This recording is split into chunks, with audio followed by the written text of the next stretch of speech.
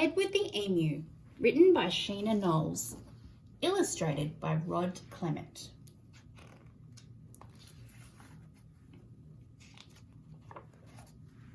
Edward the Emu was sick of the zoo. There was nowhere to go, there was nothing to do.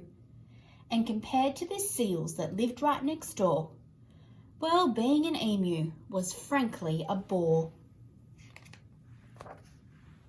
So that night when the zookeeper went home to bed, Edward jumped from his pen and he laughed as he said, "The seals are best, anybody can tell, so tomorrow I'll just be a seal as well." The next morning at 9 when they opened the zoo, the seals were swimming and Edward was too. He dived in the water and basked in the sun, and he balanced a ball on his beak just for fun.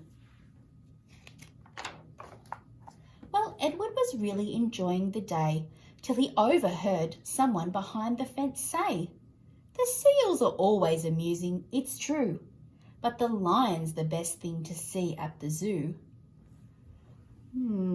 I think Edward might be changing his mind. So that night when the zookeeper went home to bed, Edward jumped from the pool and smiled as he said, "The lion's the best, anybody can tell, so tomorrow I'll just be a lion as well."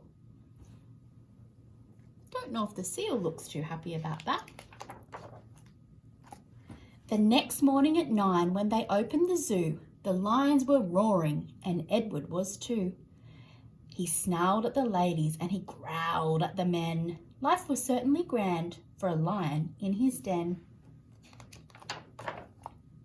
Well, Edward was having a wonderful day till a man in the crowd had the gumption to say, "A lion's a beast I shall always detest. The snakes are the things I like to see best." Oh, Edward, looks like you're off again. So that night when the zookeeper went home to bed, Edward crept from the cage and grinned as he said, "If the snakes are the best thing, then that's what they say, and that's what they say, then tomorrow I'll just be a snake for the day." The next morning at 9 when they opened the zoo, the snakes were all hissing, and Edward was too. He slipped round the rocks, it was magic to see, then he curled himself casually up round a tree. Well, Edward was just warming up for the day when he overheard one of the visitors say, "The snakes are impressive, I know that it's true, but the emu's by far the best thing at the zoo." "The emu?" gasped Edward. "My goodness, that's me! I'm the thing that the gentleman most likes to see.